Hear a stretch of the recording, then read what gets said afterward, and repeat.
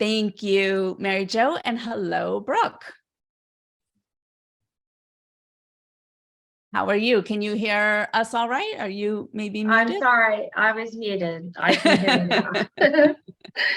And also, I have to apologize. I'm in South Texas where the pollen is really bad. I'm not sick, but it has really affected my voice. So this is not what I normally sound like, but I'm so happy to be here. Thank you for having me. Well, thank you for powering through and for sharing what I think is some really important information. As we've been saying, one of the best ways to protect your family finances is if there's a way to stay a family, but for some families that is not what's best for them to stay a family. What is best is to make, I can only imagine how hard that decision is to change your family structure and go ahead and proceed with the divorce. And that is a decision that I can only imagine is not taken lightly. So, Brooke, I want to start first. Certified divorce lending professional. I'd never heard of that designation.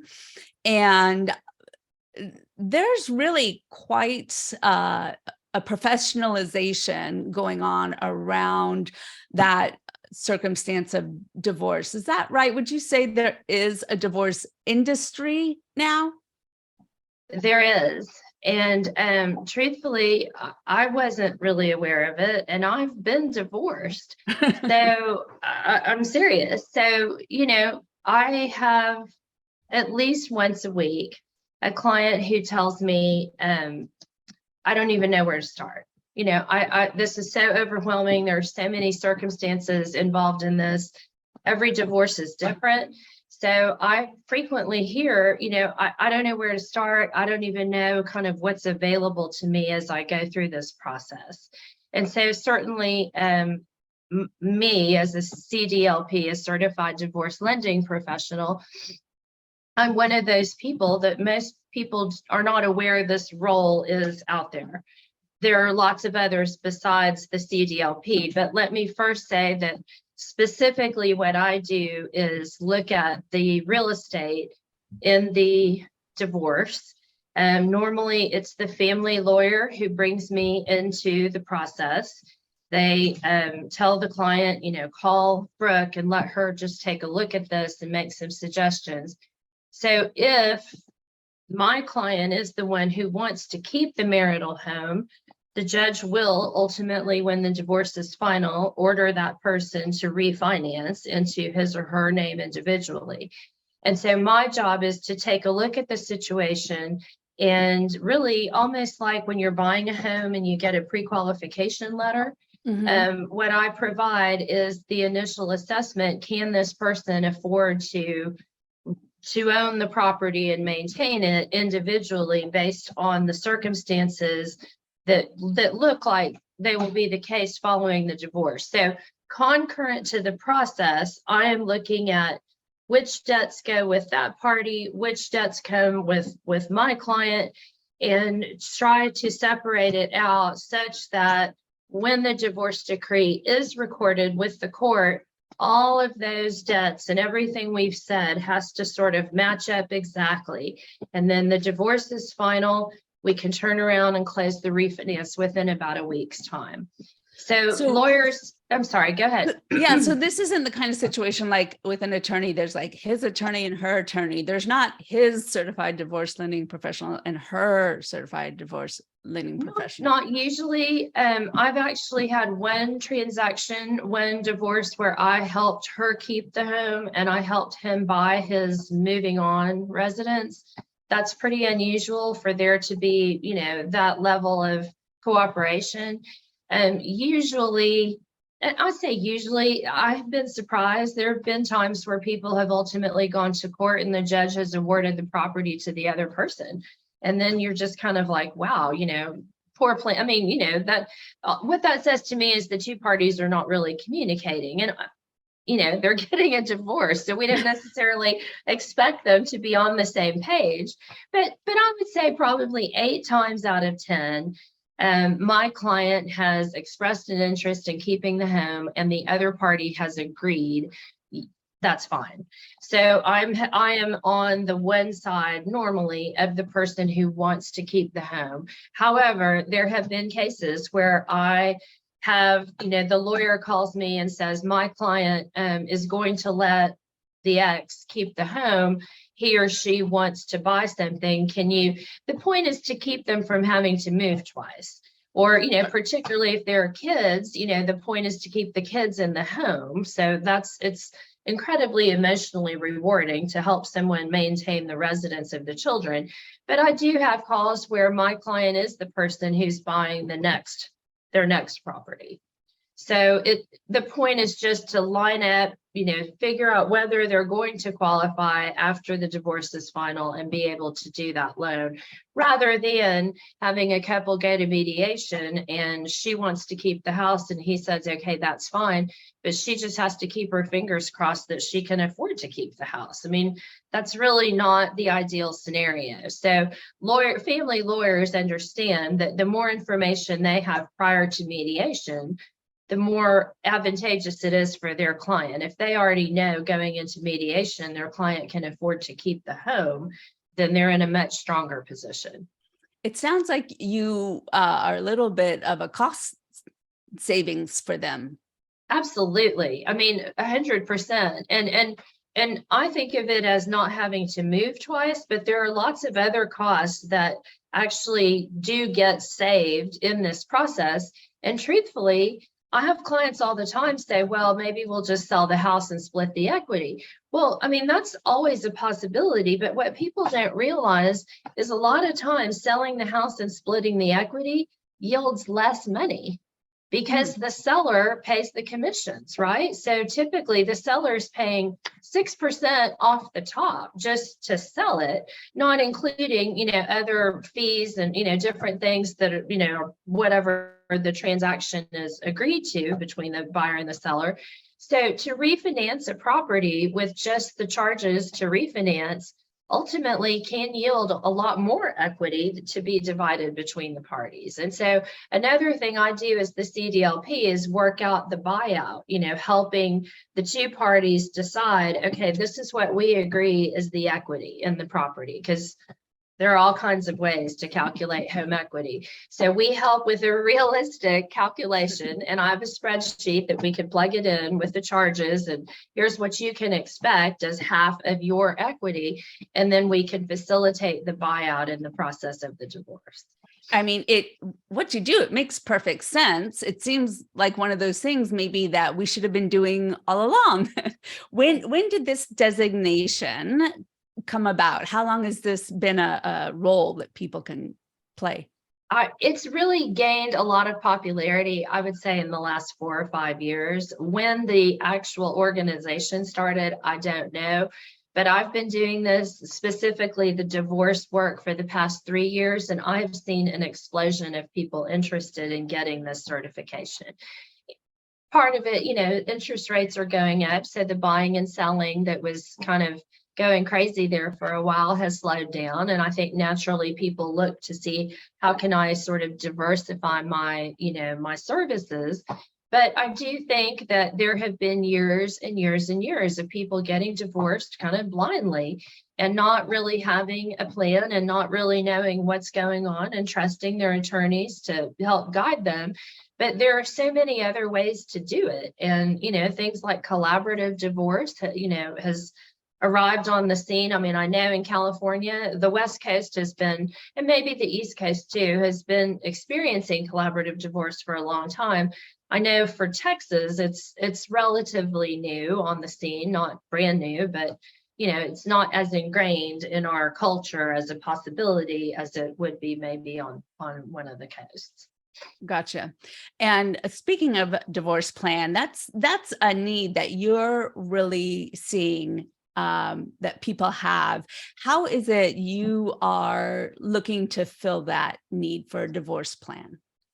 So like I said, even, now with my CDLP designation, when I got divorced, I really was not aware of all the services that are out there for people who are either contemplating divorce or unfortunately, some of the time my clients are not the one who's initiating it. They're just having to, accept reality and move forward as, representing their own interests. And I want to pause here and say that one of the things that is exceedingly difficult with a divorce is, this is the person who supposedly puts you first, the person who really ideally has your back, as they say, the person who looks out for your best interests. So when that person is no longer filling that role, I mean, I have clients who just are not accustomed to thinking of their own particular needs and where they see themselves in 5 years. And so there's just this, tailspin that happens. Not only am I losing really my most trusted advisor, but I have to make some decisions for my own life. And if there are children, the needs of the children. So it's an extremely, I call it a brain scramble. I mean, we hear people talk about, I have pregnancy brain. There is definitely such a thing as divorce brain. So you don't know who to trust. I mean, your really most trusted person is now looking out for their own interests, and maybe they have been all along, but now you're realizing it. So I have decided that my next project is working on a plan for divorce. And let me be clear, Rebecca, no one advocates for divorce. I mean, no one says, go It's nobody's divorce. first choice. Like, oh, let's just get divorced. And it shouldn't be. And, we as a society value marriage and value the partnership. And I'm no exception to that. I believe, I have friends in very happy marriages. And I think that's, an ideal situation. As you said, it's not for everybody, or there may be circumstances that change. And so what I am doing, and I've called it Plan for Divorce, and I am writing sort of a handbook for basically the clients of mine who say, Brooke, I don't even know where to start. So there are so many things that someone can do. Most of them are really no charge. It's just sort of requiring prior thought, to position yourself or prepare for a divorce. And when I say divorce, I'm talking about a breakup, right? Mm-hmm. Whether you are legally married or not, whether you're opposite sex, same sex, I'm really using the word divorce to characterize the breakup of a personal relationship. We talk about business divorce as well. I'm really focusing more on a personal breakup situation. And what can you do if you see that coming down the road, or if unfortunately your partner says, I'm out? How can you start to position yourself? Because I think so much of the uncertainty and the anxiety that my clients face is not having a plan and not knowing kind of what's going to happen next. So I am going to try to fill that gap. Got it. I mean, that is the whole point of this whole series that I'm starting. Our program today is have a plan. I did not have a plan in the last recession. That did not go well. So I am a big advocate for having a plan. So, as Americans, we're not good at planning for bad things. I mean, I would say as Americans in general, we've kind of a hard time planning for death, right? I mean, it's inevitable. Yeah. Everyone will die. Do we plan for it? I would argue compared to other countries, not very well. And so divorce, while not death, but it is the death of the relationship. And so I feel like when I say I'm working on a plan for divorce, people react like, what? Well, I'm not going around handing it out on the corner, but I told you when we spoke that, there are wedding planning guides all over the place, and couples who are getting married plan every detail down to their cufflinks and what material is thrown at them as they're leaving the church, whether it's flower petals or grains of rice or whatever. So, I mean, these excruciating minute details that go into the planning of a wedding. But then if it does not have the legs to go, lifetime distance, there's no plan. And people just throw up their hands and say, Brooke, I just want this to be over. Well, I think the analogy to death is very apt. I hadn't thought of that before, but I used to actually run a hospice foundation.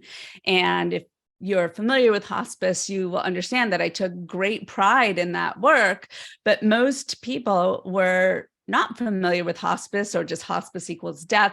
So I'd be at a, cocktail party or whatever, and people would say, oh, what do you do? I say, I run a hospice foundation. And they would physically step away from me.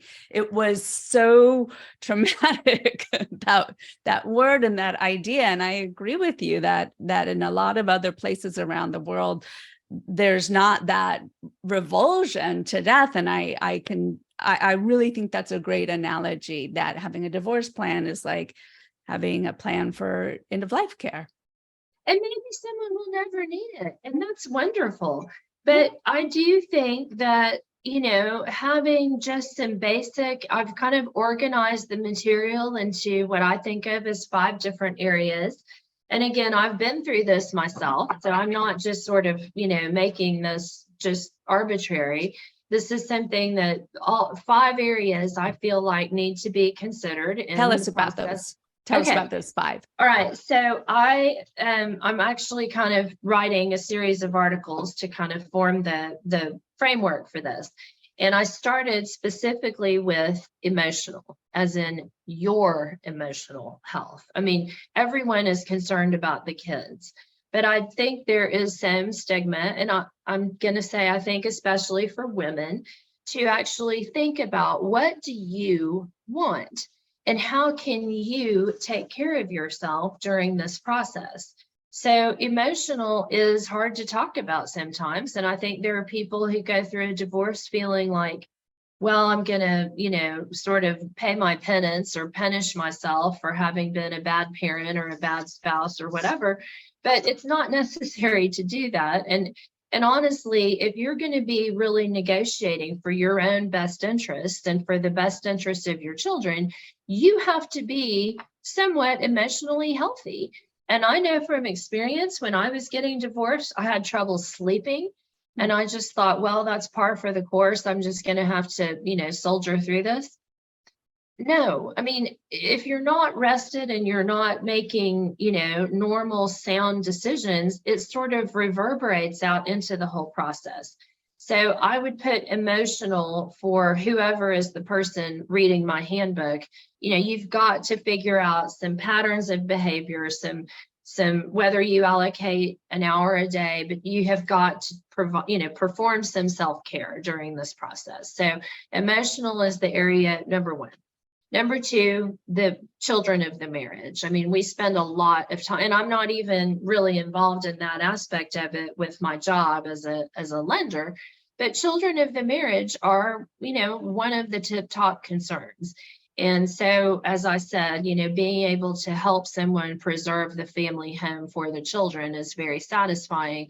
But I think just thinking through what your children need, what they're going to need, what kind of expenses may come down the road. If you have sort of some ideas together, I think it does lessen the anxiety. So children of the marriage is number 2. Number 3, financial. And I work in that space, so I see it. But when you asked me, is divorce, is there a divorce industry? There is. And a lot of the professionals working in this space are related to finances. So there are people who specialize in working with people experiencing divorce from a financial standpoint. How do you want to organize your finances based on what your settlement might be or what you're having to pay in child support, and help people reorganize financially for after the divorce? So financial is a huge consideration, and there may be a whole team of people, the CPA, the money manager, estate planner, different roles involved in that. Category 4, I sort of have categorized as additional concerns because they come up so frequently. Mary Jo mentioned having a disabled child. That throws a big wrench in kind of what we call the normal divorce procedure if you have a disabled child. Domestic violence is a terrible, terrible problem that people experiencing divorce may be dealing with. And so that's something that needs to be addressed, during the process, and make sure that services are not only available, but actually utilized. And so those kinds of sort of considerations that we just face as human beings that factor into the divorce. And then number 5 is how to get it done. And that's what I'm working on is, writing a handbook, like as simple as kind of a checklist of things to think about. And the more of those items a couple can agree to ahead of time, I think, and I've seen, it's not just I think, I've observed, the process just goes much more smoothly and there's less damage done to both parties. If there can be any agreement in any of these areas on certain things, like who keeps the house or where the children are going to live, any kind of agreement that is in place before things really get cooking, I think just helps enormously. So number 5 of those points is what I'm specifically working on professionally.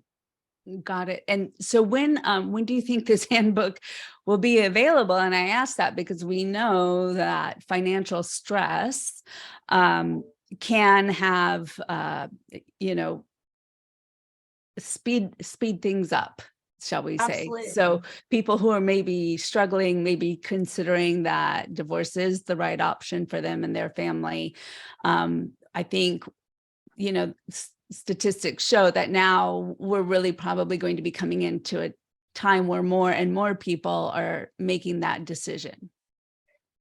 And we're seeing divorce track to older ages. Mary Jo mentioned this, and Right. she was spot on. Actually, I think she has posted her article about silver divorce. And as someone who's been divorced and someone who is in divorce lending, I was not aware of the concept of silver divorce. And now we've defined it and characterized it, that people are splitting up later in life. And I think some of that is attributable maybe to economic independence. I've worked all this time, we have enough money, this relationship isn't going to work, whatever.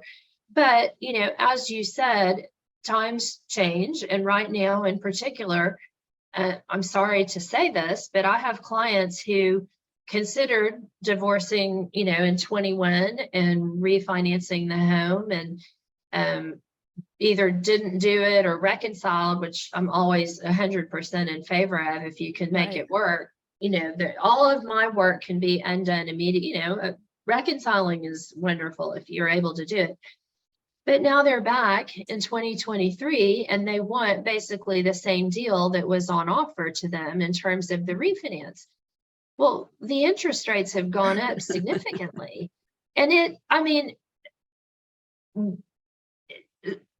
it's hard to explain to someone who completely qualified in 21 to refinance their home. Well, now, the interest rate is such that it's not really feasible for you.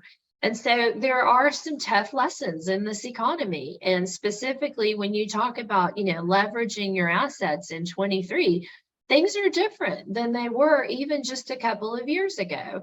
So I'm not saying stay in a really unhappy marriage. I don't advocate for that either. Right. But I think now more than ever, the role of the certified divorce lending professional is critical, because to know that, yes, this is still possible, and yes, I can still afford to do this, even if the payment is higher, it provides enormous reassurance to someone who's not sure, where they're going to live after this is over. And can couples reach out to you directly, or is it usually an attorney who's like, okay, we're at the stage in the process where we need Brooke? So I would say probably 75% of the time they're referred by their attorney, because like you said, people don't even know this exists. But Right. in my circle of my, my friends and my associates, I do have the borrower reach out to me because people know what I do, and I'm certainly willing to work. I mean, things like the choice of attorney or whether they go collaborative, I mean, those decisions are not up to me, and I can dovetail in with however they decide to proceed. So yes, I mean, family lawyers typically refer me, sometimes the CPA. I have had inquiries that have been referred to me by a marriage and family therapist. So there are other roles that are interested in what I do, but I'm glad to work with, the actual divorcing homeowner, of course. And I will try to bring value and, add benefit to whatever process they're using. And do you feel like the legal profession is adequately aware of you and what you do? Who needs the greater education, the legal profession or individual? I don't know if we would want to use the word consumer, but your clients. So I ask myself that every day, Rebecca, seriously. Excuse me. I just thought attorneys, because I mean, how many people get divorced who already own a home? I mean, it's a high number, right? By the time it's not working, you've already, frequently bought a home, had children, started a business, all these things. So I just assumed that attorneys understand what this role is. And I have found that not to be the case. Of course, there are some who do understand it, and some have been working with us or other CDLPs for a long time. But it is remarkable to me. I actually had a call yesterday from a family lawyer I've never met who saw my materials at a conference and just called me and said, "Can we have lunch? I would like to talk about this." So I do spend a lot of time just explaining to attorneys how this works and how I stay in my own swim lane. I don't try to give any legal advice. You're the person driving the bus. I just come in and help with this one aspect of the transaction. But it is amazing to me that people are not more aware that this exists. And so, like Mary Jo said, I spend a lot of time just educating both consumers, realtors. Realtors love this information because, again, it gives them another sort of arrow in their quiver, if you will, to talk about, this particular, if a couple's getting divorced and does intend to sell the home. But I just think this information is valuable, and it may not ever apply to someone like, let's just say you, Rebecca, maybe you never need this, but maybe your sister goes through a divorce. And, so I think frequently when I talk, one of the questions I'll ask the group is, how many of you know someone getting divorced? All the hands go up because it's really common. And so it may not be the end user who's listening to the message, but someone who advises that person. And, Mary Jo used that example of the lady with her gardener. And I laughed kind of inappropriately at that because, I mean, if that lady's taking financial information, advice from her gardener, but it's not crazy. I have people all the time who talk about things they've heard about divorce from their kid's teacher or the lady at the grocery store. I mean, there is so much just what I call sort of yak information out there. It doesn't have anything to do with what might happen in reality. So I would say, and you're having this conference, this webinar really is providing a service, letting people know there are all kinds of trusted, proven advisors. And, truthfully, maybe taking financial advice from your family lawyer is not the greatest idea. Lawyers don't always give really good advice. I had a lawyer tell my client, well, your ex-wife is living in the house right now. Just stop making the payments. Well, no, I'm doing a loan for him. Don't stop making your mortgage payment. The lawyer actually said that. So, I think the message that Mary Jo delivered articulately, and I have to second, is no matter what situation you're in, inform yourself. get information, make some decisions based on fact, not based on hearsay or, And the if we gaps. want to find somebody like you, do we need to look within our state? So a CDLP, we have a national organization. Okay. So you can actually just type into your browser certified divorce lending professional, and there's a directory of CDLPs in every state. Okay. And I do think most states have at least a handful of them. But if your listeners have questions or they need, more specific state-specific information, they're welcome. I'm glad to talk to anyone who's listening to this webinar and just help guide them in the right direction. And on that note, Jonathan, if you would put up, I think Brooke has a link that she shared so that people can connect with her. And I'm happy to provide a half an hour consultation. And in my case, the listener has a choice of 30 minutes to talk about, how to prepare if you think divorce is imminent, or we can talk specifically about how to get approved for a loan. I'm glad to do either one or a little bit of both. So